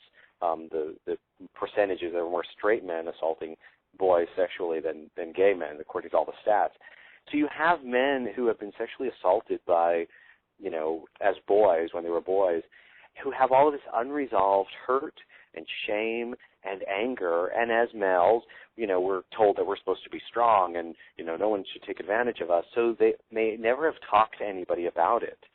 And then they see two men kissing or some gay law, and to them, they experienced a homosexual act, although it wasn't a loving act, it wasn't between two consenting adults, it was abuse, it was wrong, and the perpetrator may not even have been gay, because it wasn't about sex, but about power. And so they take this unresolved angst and horror inside of them, and they turn it out, and they go for the only people they can think of that represents their experience, these gays. And I think I wouldn't be surprised if there are some of the most violent homophobes are people who have unresolved sexual abuse issues in their lives. I can't say that for a fact, but it would make some sense. Yeah, and it goes back, too, because I think, again, so much of it is religious-based, and I think the bottom line is a lot of this is because of the, how I think religion kind of, it's kind of womanizing. It's got a womanizing kind of twist to it, or I should say the bastardization of religion by man has put a womanizing twist on religion. And I think that's where that's the cornerstone, if you will, of the whole crux of the issue, is that when if a man is receiving or having sex with another man, that one of them has to be a woman, and for a man to go do anything a woman is a lowering of yourself, because a woman is lower than a man, and that's what a man's quote unquote got to be a man. Yeah, well, sadly, many faith traditions have, developed over the years to be very anti-women and to support a patriarchy where males have more power, males are more important, and so that if you are in what's considered a female role and you are male, either because you are more effeminate in your presentation, or if you are a receiver of a sex act, then it's considered you're a feminized man, and that's an affront. And that's really about sexism at that point, as well as sexual transgression. And it reveals that at its root it has nothing to do with God or the Bible, but about sexism and misogyny and oppression of females and female presenting people or feminine presenting people. Yeah, exactly. Yeah, okay. Well, I'm glad I wasn't too far off on that, because I think that's kind of the cornerstone of it all, is this whole womanizing attitude, instead of everyone just being equal and everyone just, they gotta have this hierarchy bullshit, Right. Right. And, and what's strange is if people were to actually go to the source documents, like Christians, for instance, were to go to the Christian scriptures, they'll see there's all kinds of incredibly powerful female-affirming messages there. There are also some messages that are not female-affirming, particularly the older texts and things start getting added on. But the basic texts are all very much affirming. Yet Jesus had female disciples and apostles and stuff, and, but even in church history, they start getting written out of the history and oppressed by the, 2nd century, 3rd century. By the way, I don't have a watch on me other than my phone, which I'm on. Well, how much time do we have? I don't even know what time it is. Got about 14 minutes left. All right. If anyone's wanting to call in, ask Peterson any questions or anything, the number is 310-984-7600. We've got about 14 minutes left in the show here, kind of winding down. Let's see here. Goodness gracious, I just lost where I was headed. I had a... Oh, I'm sorry. Oh, that's all right. No big deal. No big deal at all. I do that once in a while. Too many screens. Well, while you're I recollecting, run the show by myself. Oh, right. I can only imagine, because you're doing the chat thing. I hear you doing the chat thing, like saying, "Hey, so and so," and when I've listened to your program, like, how does he maintain all of that? So. Good skills you got there. Yeah, I got a soundboard, and I got a switchboard for the phone calls, and then I got the chat room, and then I got little notepads here and there, and volume control board, and blah blah blah blah blah. It's a lot of things to watch. Sometimes I get a little sidestepped. Sure, I'm sure. Well, let me do a little shameless self-promotion, which I'm so very good at, Go for it. and share some of my websites for people so they know how to find me and stuff. My main website is PetersonToscano.com, PetersonToscano.com, or you just do a Google search like Peterson X Gay. You'll totally find all kinds of stuff about me. Not because I'm ex-gay, but because I talk about it a lot. I have a lot of YouTube videos, and there's some Marvin up there on YouTube videos, some excerpts of my plays, me talking about the ex-gay movement. One of my most recent YouTube videos is about sex in ex-gay programs. It's been very popular. I've got a DVD of my play Doing Time in the Homo Nomo Halfway House, which is available at QuakerBooks.org. And it's just $20, and they do really quick delivery. And they also have an audio there of my other play that I don't perform anymore called The Re-Education of George W. Bush, No President Left Behind. So there's a CD there, or there's a download, which is a little bit cheaper to download it directly. And then there's the Beyond Ex-Gay website, beyondexgay.com, which is a resource for ex-gay survivors. And we're always looking to connect with people who have been negatively affected by trying to change or suppress their orientation and gender differences. And this doesn't mean that you actually went to a program. Many of us did it on our own without a program. We may have got a book or just tried to pray away the gay. And that can affect you. And if you want to talk about that, if you want to share some of your story, either anonymously or putting your name out there, those stories really help to counter a lot of the misinformation, because you have eyewitness accounts saying what happened, why they did it, what were the results, and how awesome it is once they come to their senses and figure out who they are and begin the process of being authentic. Awesome. I posted the links while you were talking about them, because I have, and I also posted them previously, all your links. You saw that correspondence I sent you that had all your related website links at the bottom. So I posted all that. I posted your picture to everyone in the chat room, and put your picture. So hot, there. Tom. You're totally bringing sexy back. What kind of hat is that you wear in that picture? It's a great hat. I love that one. It's just a cap that I got from a company called Dykes in the City. And I really love that cap, that little brown one. Yeah. As a Quaker, there's an old Quaker practice of never taking your hat off except for when you pray. And it had to do with social justice more than anything else, because there were huge class distinctions in the 1700s. And when you saw somebody of a higher class, you were expected and required to doff your hat. If you were a man, take off your hat and bow to them. But of course, someone of a higher class was not required and often never took their hat off to you. So it was about subservience and all. And the early Quakers said, we're all equal. If we're not all bowing to each other, then we shouldn't have some people bow and scrape and others not. And even when they walked into churches and buildings, they refused to take their hat off. And they said, we're only going to take our hat off to God when we stand up and to address God. And they got into tons of trouble, beatings and imprisonments. And when I heard that, when I first became a Quaker, I thought, oh my gosh, for years I had been bowing and scraping to other people. I want to take on that practice.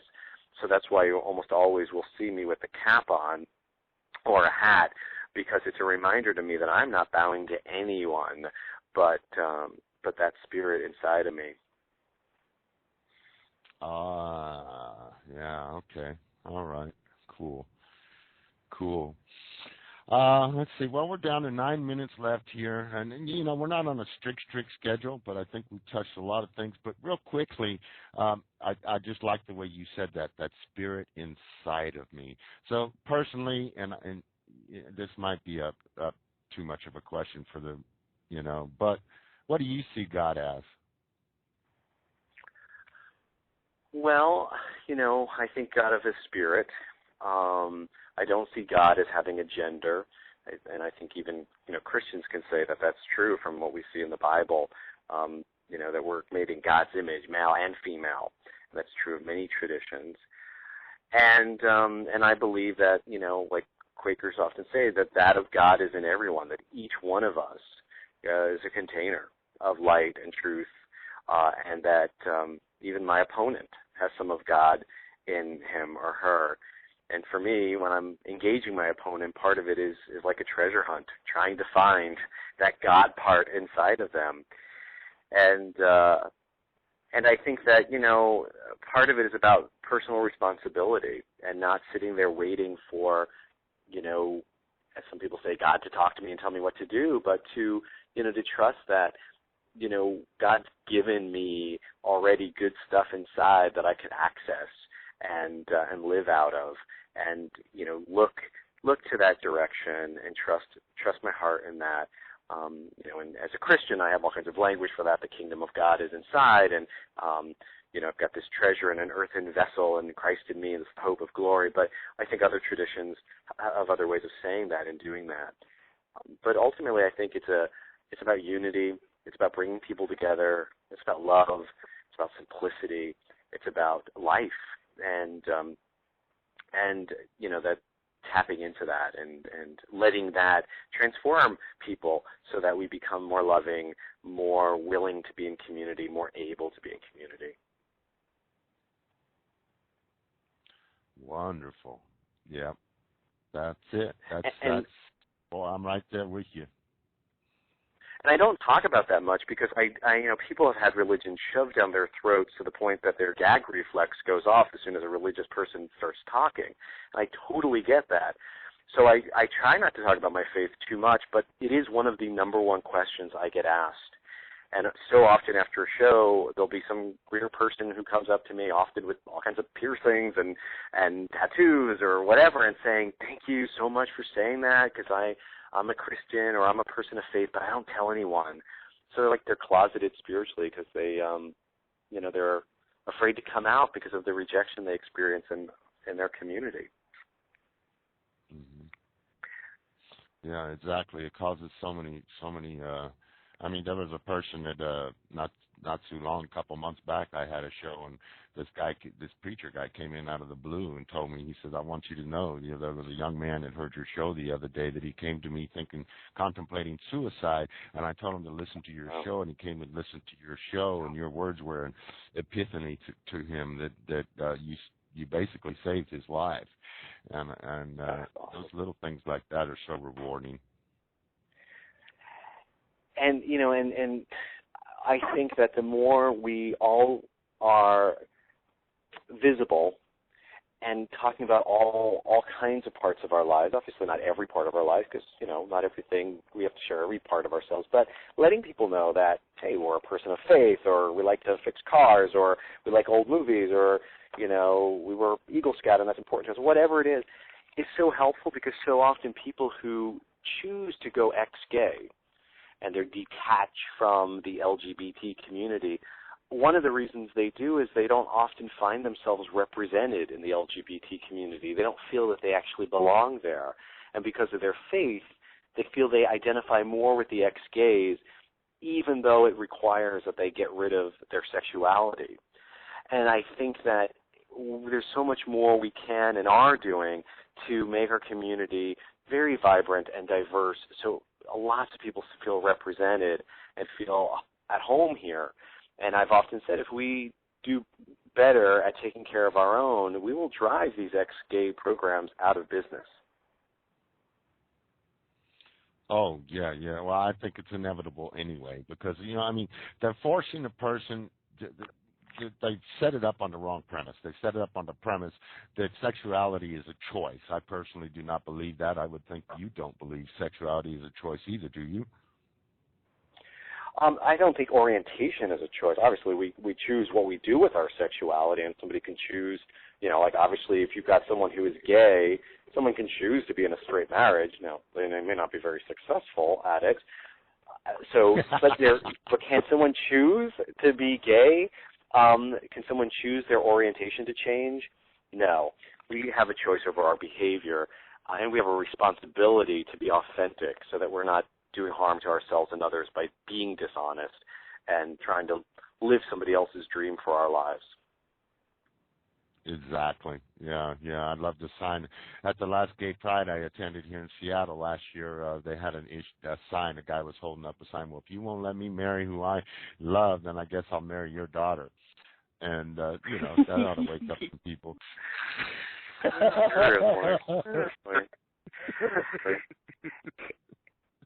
Well, I know that we're coming down to you. Yeah.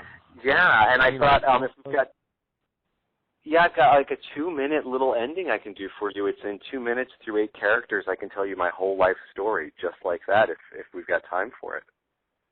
We got time. Go. Yeah, no problem. Don't worry about time. We got all the time.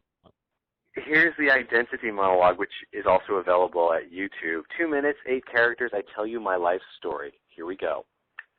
I don't know why, but for much of my life I've struggled with my identity. It's not just accepting myself, but even understanding who I am as a person. Well, not many people, they struggle with issues of identity, particularly the younger people. No, this is bad. This is terrible. This is a catastrophe. And I remember when I was growing up, I'd always be looking at other people to see how they lived their lives. And I often wondered, what were they thinking about me, and what were they saying behind my back? And as a result, I wasn't always very honest about who I was. So then I tried to change all sorts of things about myself, externally, the way I did my hair, the way I walked. Oh, this one time I even joined the soccer team. This didn't make any difference. No one ever treated me better, and I never felt good about myself. No sé por qué, pero trataba de cambiar muchas cosas en mi vida y gritaba al Señor, por favor, ayúdame, cámbiame, sálvame, pero sin éxito. And I don't understand why these issues of identity are so complicated, but for me they were. But after years of trials, tribulations, I finally came to the place where I understood who I was, and I accepted myself. So now I can say thank you very much. Although the process of self-discovery is a very difficult process, it is a very important process all the same.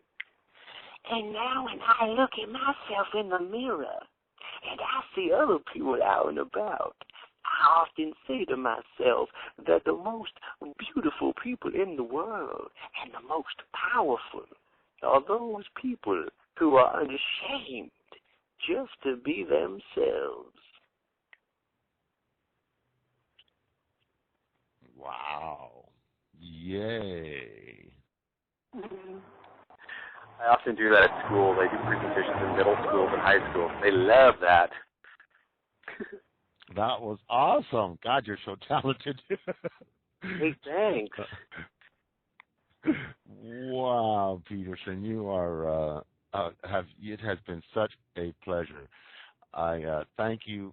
I just can't thank you enough. There's no words for being with us today. Has been a joy. You're very welcome, and thank you for wonderful questions and just the opportunity to do so many wonderful, funky, crazy things. And I'll definitely be tuning in. And I'm sorry. I'll apologize in advance for Marvin if he misbehaves. But again, I have no control. He's gone rogue. Everybody in the chat room says to say they loved you. They're clapping for you. They thank you for coming, and they love Marvin too. Oh, good. Well, I'm sure they'll see more of Marvin. Well, great. Wonderful. Thanks. Have a great day. I'm going to pop back into the conference, this Transgender Lives conference. I'm learning a lot about trans issues, the law. It's great, and I encourage other people to go to events like this. Even though it's not your identity, if you're not trans, go learn. It's really important. It's really helpful. Cool. Well, keep up the good work, Peterson, and we'll be keeping an eye on you out there. So make us proud. All right. Thanks, and thanks for all the support. Thanks, Peterson, and thanks for being a guest. All right. Really, really, really, thank you. Take care of yourself. You're welcome. All right, bye. Bye-bye. All right, folks. Well, that's about a wrap,